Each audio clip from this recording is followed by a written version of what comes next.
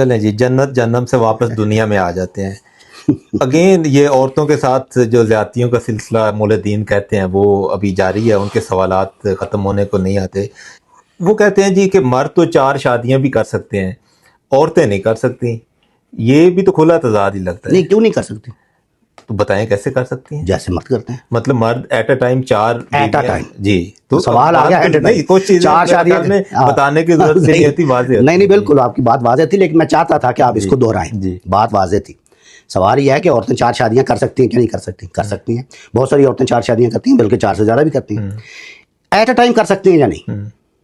ٹھیک ہے، چاہتی ہیں تو کر لیں، کیا نقصان ہوگا؟ وہ جو انسان کی فطرت میں اللہ تعالیٰ نے یہ چیز رکھ دی ہے کہ وہ خاندان کا ایک ادارہ قائم کرے. یہ میں بتا دوں کہ خاندان کے ادارے کا بھی آپ وہ مذاق اڑاتے ہیں کہ آپ لوگوں نے کیا کام شروع کیا ہوا ادارہ. یہ کوئی ادارہ شدارہ نہیں ہے. یہ کچھ خواتین کے کمنٹس بھی آئے ہیں اور مولدین کے تو یہ سوالات ہیں ہی کہ آپ لوگ یہ ایک قسم کا اس سے بچ جاتے ہیں یہ اس طرح کی باتیں کر کے.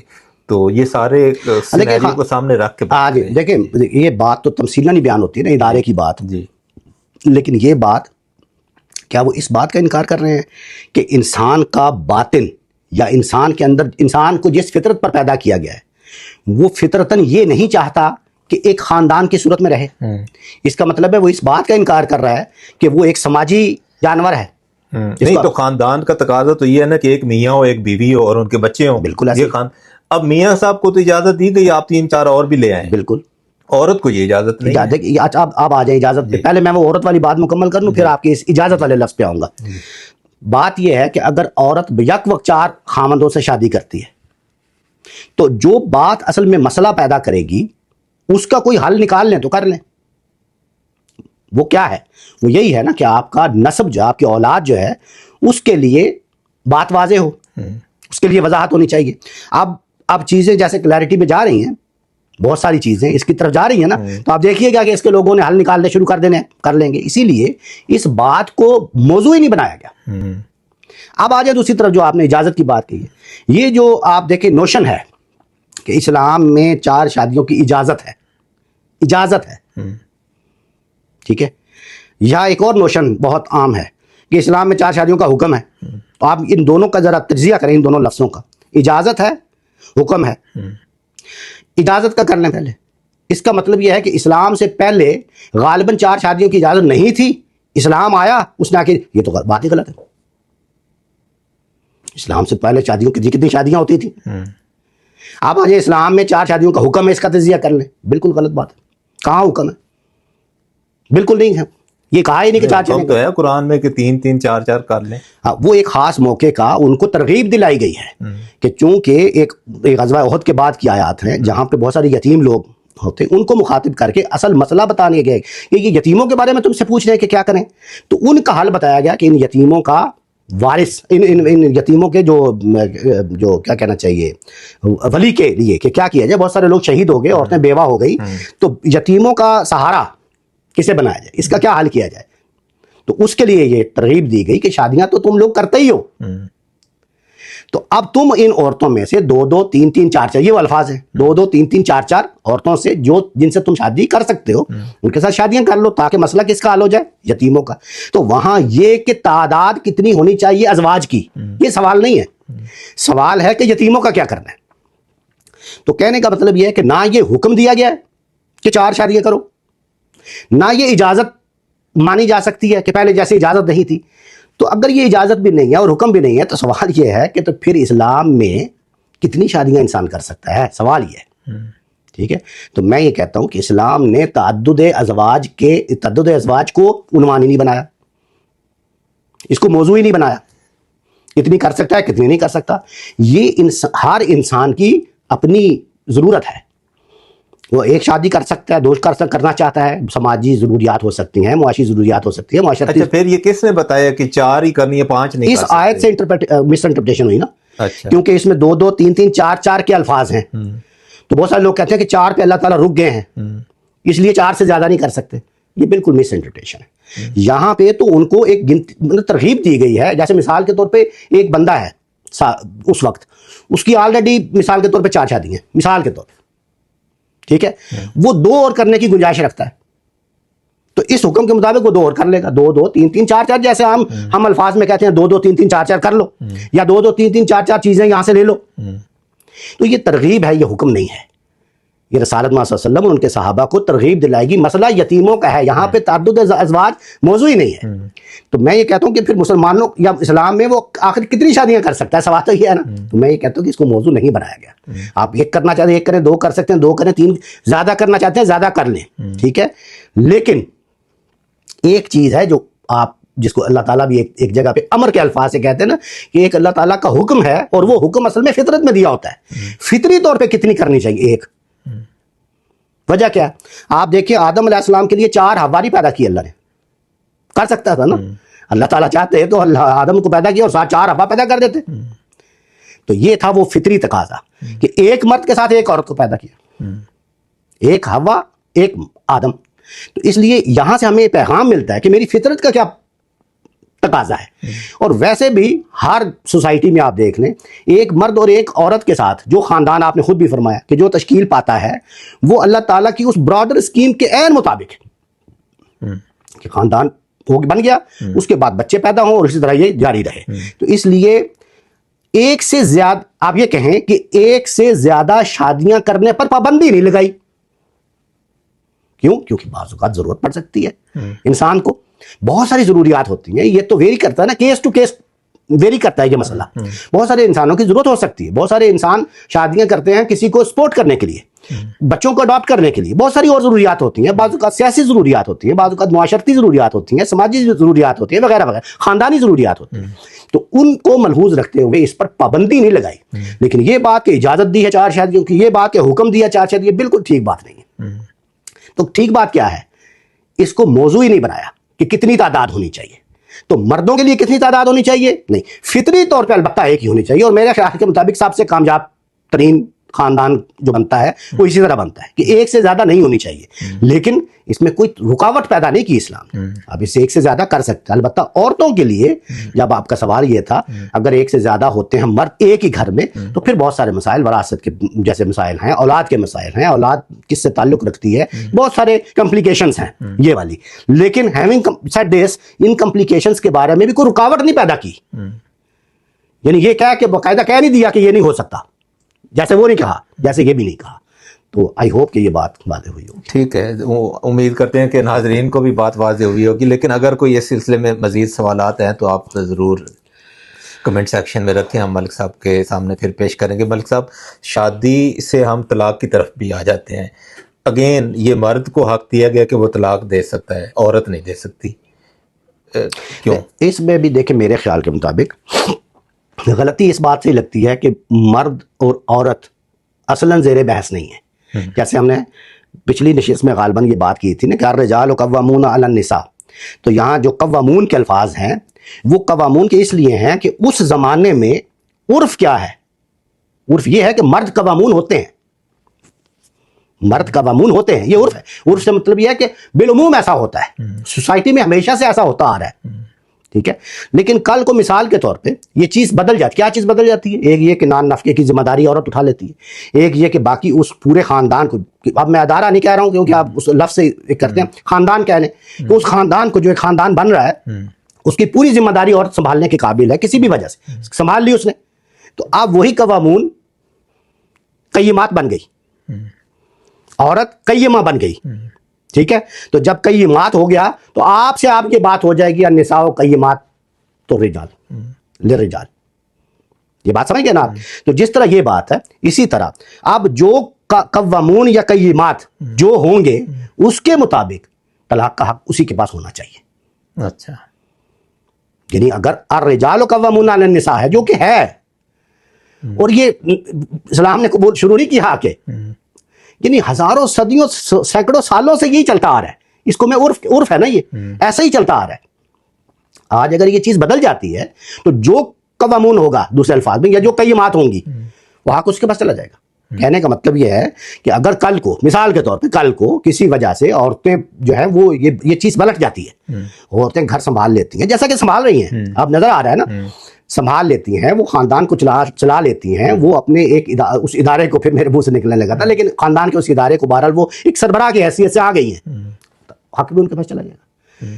لیکن یہ کہنا کہ اس کے قوامون بھی وہ نہ ہوں, قوامون بھی رجال رہیں اور حق, یہ بالکل ایسے ہی ہے جیسے غالباً میں نے پچھلی نشست میں یہ بات کہی تھی, ایک وہ آپ کے مہمان تھے عمر صاحب, ان کے جب سوال کے جواب میں, کہ دیکھیں ایک جیسے ایک ادارہ ہے, ایک جیسے آرگنائزیشن ہے, ایک اس میں جو سربراہ ہوگا اس کے پاس یہ اتھارٹی ہوگی کہ آپ کو ایکسپیل کر دے, آپ کو ٹرمینیٹ کر دے. لیکن آپ اگر ادارہ چھوڑنا چاہتے ہیں تو آپ کے پاس کیا ہے, آپ ریزگنیشن کا اختیار ہے. تو آج اس عرف کے عالم میں نے عرض کیا تھا نا کہ اسی کو آپ لیں نا, اسی مثال کو, آج جو حالات و واقعات ہیں, آج جو ٹریڈیشن چل رہی ہے, اس کے مطابق عورت کے پاس خلا کا حق حاصل ہے اور مرد کے پاس طلاق دینے کا حق حاصل ہے. یہ ریورس ہو جاتا ہے اگر, تو ریورس ہو جائے گا. نہیں, ریورس کیسے ہو جائے گا؟ جیسے قرآن میں تو سورہ طلاق میں باقاعدہ ایک طریقہ بتایا گیا ہے اور یہی بتایا گیا کہ مرد ہی طلاق دے سکتا ہے, حدیث سے بھی ایسے ہی پتہ چلتا ہے. اور جو ایک سنت چلی آ رہی ہے, جو ایک سنت اس سینس میں کہ جو تاریخی طور پہ جو طلاق کا ایک طریقہ ہمارے سامنے آ رہا ہے, وہ بھی ایسے ہی ہے کہ مرد ہی طلاق دیتا ہے. تو آج آپ عورت کو یہ حق دے دیں گے طلاق کا, تو یہ ساری گڑبڑ ہو جائے گی. یا لوگ کہیں گے کہ بھائی آپ یہ کہاں سے یہ ثابت کر رہے ہیں کہ عورت بھی طلاق دے. بالکل, میں بھی یہی عرض کرنا چاہ رہا تھا کہ قرآن میں جو حکم آئے ہیں یا سنت میں جو آئے ہیں وہ اس عرف کے مطابق آئے ہیں. جو سچویشن چل رہی اس وقت بھی وہی سچویشن ہے, سینکڑوں ہزاروں سالوں سے صدیوں سے یہی سچویشن ہے. تو اس سچویشن کے لیے وہی چیز ہے جو بالکل کار فرما ہوگی. اب اگلی بات ایک ازمپشن کی بنیاد پہ ہے. جب ازمپشن کی بنیاد پہ کوئی بات ہوتی ہے تو اس کا جواب بھی پھر ازمپشن کی بنیاد پہ ہوتا ہے. اور وہ ازمپشن کیا ہے کہ کل کو کچھ ہو جائے, اب پتہ نہیں وہ ہوگا نہیں ہوگا, کب ہوگا, کیا ہوگا, لیکن اب کیا کر رہے ہیں, ہم ازیوم کر رہے ہیں کہ وہ کیا ہوگا کہ پورا الرجال قوامون علی النساء جو ہے وہ النساء قیمات للرجال ہو جائے گا. تو میں یہ عرض کر رہا تھا کہ یہ اب کیا ہم نے ایک ایسی ایک یعنی ازمپشن کی. تو اس ازمپشن کا جواب کیا ہوگا کہ جو ہی یہ چیز ریورس ہوئی تو باقی ساری چیزیں آپ سے ریورس ہو جائیں گی. قرآن میں اور سنت میں اس طرح کے احکامات کو کیا بیان کیا ہے, وہ وہی بیان کیا جائے گا جو سچویشن ہوگی. تو سچویشن نہ صرف اس وقت یہ تھی, ہزاروں سالوں سے وہ تھی اور اب تک بھی وہی ہے, اور آئندہ بھی مجھے لگتا ہے کچھ صدیوں تک یہی رہے گی. یہ بالکل محض assumption ہے کہ کیا ہو جائے گا, اور اس کا جواب بھی پھر assumption میں دیا جا سکتا ہے. ٹھیک ہے, چلے آگے چلتے ہیں. بلکہ اس نشست کا آخری سوال آپ کے سامنے رکھنا چاہتا ہوں کہ یہ اگین عورت چونکہ موضوع بحث ہے, تو عورت کو کہا جاتا ہے کہ یہ ناقص العقل ہے یا اس کا دین ناقص ہے. یہ کیا بات ہے, مطلب کس لحاظ سے وہ ناقص العقل ہے یا اس کا دین ناقص ہے؟ یہ حدیث بھی دیکھیں, اس میں ایک مس انٹرپریٹیشن ہے. انفیکٹ وہ یہ کہ عربی زبان میں جو لفظ ناقص ہے, وہ جیسے بہت سارے اور الفاظ ہیں کہ وہ عربی کے وہی الفاظ اردو میں بھی آ گئے ہیں, اور اردو میں ان کا کچھ اور مطلب ہوتا ہے, ٹھیک ہے, اور عربی میں کچھ. مثال کے طور پہ جیسے زینت کا لفظ ہے, تو ہمارے ہاں زینت اردو میں جو استعمال ہوتا ہے اس کا مطلب ہوتا ہے خوبصورتی, ٹھیک ہے, جبکہ عربی میں زینت کے الفاظ ہیں قرآن مجید میں, تو زینت کا مطلب ہے کہ وہ چیز جس سے خوبصورتی پیدا ہوتی ہے, وہ شے, ٹھیک ہے, جیسے زیورات ہیں یا میک اپ ہے مثال کے طور پہ. تو فرق آ گیا نا. ہمارے ہاں زینت کہتے ہیں خوبصورت, تو عربی میں اور اردو میں یہ تھوڑا سا فرق آ جاتا ہے. یہ ناقص کا لفظ جب ہم اردو میں استعمال کرتے ہیں تو ایسا لگتا ہے جیسے کوئی نقص ہے, سمجھ گئے نا آپ. جبکہ اردو میں عربی میں اس کا مطلب ہے کسی چیز کو کم کرنا. تو اصل میں اس حدیث کا جو مطلب ہمارے استاد گرامی نے سمجھایا ہے, اور وہ عربی کے قاعدے کے مطابق بالکل صحیح سمجھایا ہے, صحیح فرمایا انہوں نے, وہ کیا ہے کہ عورت پر دین کے معاملے میں ذمہ داری کم ہے. اچھا جی, یہ بالکل ایسے ہی ہے. مثال کے طور پہ آپ اس کو یوں سمجھیں کہ جیسے ہمارے لیے یہ افضل ہے کہ ہم نماز مسجد میں جا کے پڑھیں, عورت پر یہ ذمہ داری نہیں ہے, سمجھ گئے نا. یا جس طرح مثال کے طور پہ پرسیکیوشن کے نتیجے میں اگر کسی پر پرسیکیوشن ہو رہی ہے اور ہم یہ طاقت رکھتے ہیں کہ ہم اس کو جہاد کر کے بچا سکتے ہیں, اور ہمارے پاس یہ طاقت ہے اور وہ شرائط پوری ہوتی ہیں, تو پھر ہم پر یہ لازم ہے, یہ ہماری ذمہ داری ہے, ٹھیک ہے نا. تو یہ ذمہ داری ان کے کندھوں پر کم ہے, اس لیے ان کو ناقص فی الدین کہا گیا ہے کہ دین میں ان کی وہ ذمہ داری ناقص ہے, یعنی ان سے کم ہے. یعنی دوسرے لفظوں میں یہ فیور کی گئی ہے. اچھا. البتہ یہ بالکل ایک الگ بات ہے, ناقص العقل ہونا یہ بالکل ایک یعنی اوپینین ہے, یہ بالکل رسالت محمد صلی اللہ علیہ وسلم کے الفاظ ثابت نہیں ہیں اس طرح. بعض اوقات ایسے ہوتا ہے, میں نے ابھی عرض کیا نا کہ حدیث کے معاملے میں بڑے مسائل ہوتے ہیں, اس میں یہ روایت بالمعنی بھی ہوتا ہے, اور بعض کا یہ ہوتا ہے کہ راوی جو ہیں وہ اپنی رائے اس میں شامل کر دیتے ہیں. ٹھیک ہے. اور کیا ہوتا ہے کہ مکس ہو جاتے ہیں الفاظ. کہ رسالت محمد صلی اللہ علیہ وسلم نے یہ الفاظ فرمائے تھے یا نہیں فرمائے تھے تو کیا مراد تھی وغیرہ وغیرہ. تو ناقص العقل کی تو بالکل بات نہیں ہے. ناقص فی الدین کا مطلب میں نے عرض کر دیا کہ دین میں ان کی جیسے آدھی گواہی کا بھی فرمایا نا, ایک حدیث میں یہ الفاظ آتے ہیں نا کہ چونکہ ان کی آدھی گواہی ہے, یہ بھی الفاظ ہے کہ ناقص فی الدین ہے چونکہ گواہی بھی آدھی ہے. تو کیا مطلب ہے؟ یہ وہی مطلب ہے. اب گواہی کا دیکھیں, ہم نے شاید پچھلے پروگرام میں گواہی کا کر لیا تھا نا, تو وہ اگر آپ ایکسپلین کر دیں اپنے ناظرین کو کہ وہ بات ہو چکی ہے, تو وہ گواہی والی بات جو ہے آدھی ہے, تو یہ اصل میں یہ بنیاد بنا کے یہ نہیں بتایا جا رہا کہ ان کا دین ناقص ہے اس معنی میں جو اردو میں لیا جا رہا ہے. اصل میں یہ بتایا جا رہا ہے, آپ وہ بات ذرا ذہن میں لیا ہے نا, تازہ کر لیں کہ اصل میں گواہی آدھی ہونا کیا تھا کہ وہ گواہی یعنی سرکمسٹینشل ایویڈنس نہیں ہے. وہاں پہ تو ایک عورت ہو, ایک بچہ ہو, ایک بچی ہو, وہ قبول ہوگی سرکمسٹینشل ایویڈنس میں. وہ گواہی جس کا قرآن مجید میں ذکر ہے وہ معاملہ ہے جو آپ آپس میں ایگریمنٹ کر رہے ہیں, اور اس میں عورتوں کو اگر گواہ بنایا جا رہا ہے, اگر بنایا جا رہا ہے, وہ کون بنائے گا؟ ہم بنائیں گے. سرکمسٹینشل ایویڈنسز میں ہمارا کوئی رول نہیں ہوتا. اس میں تو جو سچویشن جو واقعہ ہوتا ہے, انسیڈنٹ ہوتا ہے, اس واقعے میں جو کوئی بھی گواہ ہے, عورتیں ہو سکتی ہیں, ایک عورت ہو سکتی ہے, بچہ ہو سکتا ہے, بوڑھا ہو سکتا ہے, مرد ہو سکتا ہے, وہ گواہ بن جائیں گے. یہ سرکمسٹینشل ہے. لیکن ایک معاملہ ہم کر رہے ہیں آپس میں, ایک ایگریمنٹ کر رہے ہیں, تو اب ہم نے گواہ بنانے ہیں اس ایگریمنٹ کے. تو اس میں فرمایا ہے, یہ بتایا ہے کہ اگر عورتوں کو بناؤ گے تو پھر یہ شرائط دیکھ لو. تو اس معاملے کو حدیث میں بیان کیا گیا کہ یہاں پر بھی عورتوں پر جو ذمہ داری ڈالی گئی وہ کم ہے. تو یہ ناقص اس لیے اس لحاظ سے ہے کہ وہ گواہی بھی ان کے لیے اس ذمہ داری کے لحاظ سے کم ہے. تو کہنے کا مطلب یہ ہے کہ اگر مرد پر وہ ذمہ داری ہے تو وہ اس سے ڈبل ہے, بجائے اس کے کہ آپ اس کو یہ دیکھیں وہ عورت کی گواہی آدھی ہے, یہ تو بڑا ظلم ہو گیا.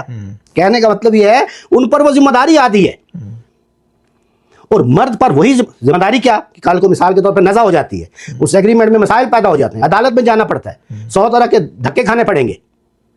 تو عورت کو کیا کیا؟ فیور کی. اب یہ دیکھیں کہ وہ بالکل اپوزٹ معاملہ رہا ہے, اپوزٹ معاملہ ہو رہا ہے نا, یعنی ان کو فیور دی جا رہی ہے, ان کو اس کے معاملے میں کمی کی جا رہی ہے. تو اور اس کو الٹا جو ہے وہ پروپیگیٹ کیا جاتا ہے کہ ظلم ہو رہا ہے یا ان کے ساتھ زیادتی ہو رہی ہے یا یہ ہو رہا ہے. تو یہ معاملہ بھی ناقص فی الدین ہونے والا یا گواہی کم آدھی ہونا, یہ اصل میں ان کے فیور میں جاتا ہے. ٹھیک ہے. ایک ساتھ ہی چونکہ یہ آدھی کا لفظ آیا تو ایک اور سوال بھی ذہن میں آ گیا کہ یہ جائیداد میں بھی عورتوں کو آدھا حصہ دیا جاتا ہے, تو اس کی کیا وجہ ہو سکتی ہے؟ اس میں بھی دیکھیں گے تو یہ پھر بڑا ایک لمبی گفتگو ہے اس میں دیکھیں کانٹیکسچوئل ہے. یہ پہلی بات تو یہی ہے پھر کہ اس میں عورت اور مرد کا معاملہ ہی نہیں ہے. پھر یہاں رشتے کار فرما ہے, ماں اور باپ کا دیکھیں حصہ برابر ہے برابر یا نہیں؟ تو ماں کیا ہے؟ عورت, اور باپ کیا ہے؟ مرد. تو اس میں پھر دیکھیں برابر کیوں ہے؟ اور جب آدھا ہوگا مثال کے طور پہ کسی رشتے میں, تو پھر سوال اٹھے گا جی ایگالیٹیرینزم کیوں نہیں ہے, ایکول کیوں نہیں ہے, ایگالیٹیرینزم کے سوالات آ جائیں گے یا رائٹس کے سوالات آ جائیں گے. تو یہ دیکھنا چاہیے نا, ہر چیز کو اس کے کانٹیکسٹ میں رکھ کے دیکھنا چاہیے. یہ آپ کو یاد ہوگا ہم نے دیکھا تھا کہ ایک میتھڈالوجی ہوتی ہے جس کو آپ کہتے ہیں نا ایٹمسٹک اپروچ, اور ایک اس کے مقابلے میں ہولسٹک اپروچ. تو ایٹمسٹیکلی جب آپ دیکھیں گے تو وہ چیزیں پھر اس کی وہ پوری نہیں ہو سکیں گی. آپ ہمیشہ اس بات کو اس کے کانٹیکسٹ میں رکھ کے دیکھیں.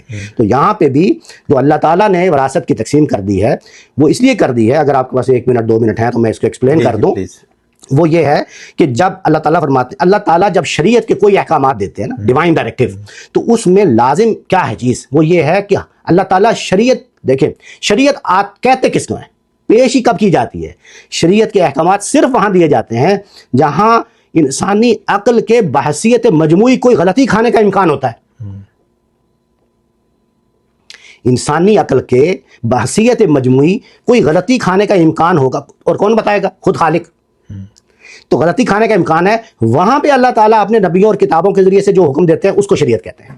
ایسا نہیں ہے کہ شریعت میں ہر دنیا کی ہر چیز کو بیان کر دیا, ایسا نہیں ہوتا.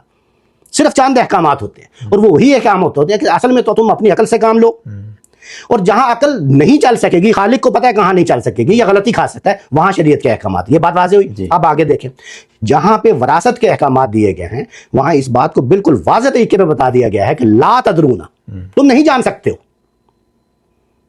کیا نہیں جان سکتے ہو؟ کہ کون ہے، یعنی قرب منفعت میں زیادہ قریب کون ہے، تم نہیں جان سکتے. آباؤکم و ابناؤکم لا تدرون، تم نہیں جان سکتے ہو تمہارے ماں باپ میں اور تمہاری اولادوں میں کون ہے جو منفعت کے اعتبار سے تمہارے زیادہ قریب ہے. تم بات کرو گے تو اپنے ایموشنز کی بات کرو گے کہ مجھے تو یہ زیادہ پیاری ہے بیوی یا میرا بیٹا یا میری بیٹی یا میرا، تو وہ ایموشنز آ جائیں گے نا. تو وہ کیا چیز ہے وہ جس کو دیکھنا ہے، وہ ایک پیمانہ کیا ہے، وہ قرب منفعت ہے. اقرب للنفع، تمہیں لا تدرون، تم نہیں جان سکتے ہو. تو چونکہ تم نہیں جان سکتے ہو اس لیے اللہ تعالیٰ تمہیں یہ وصیت کر رہا ہے کہ اس حصے سے دیا جائے.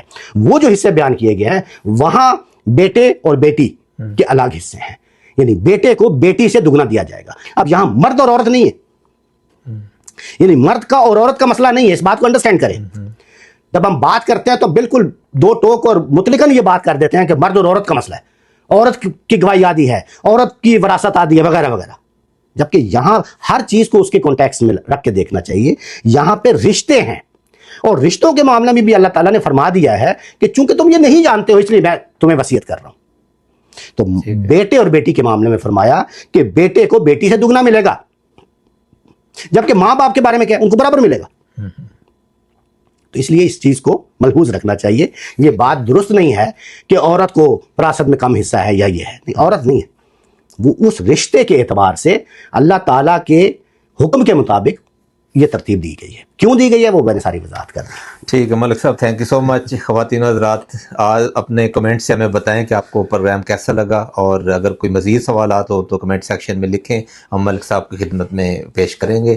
اور اگلے پروگرام تک کے لیے اجازت دیں. اللہ حافظ. اللہ حافظ.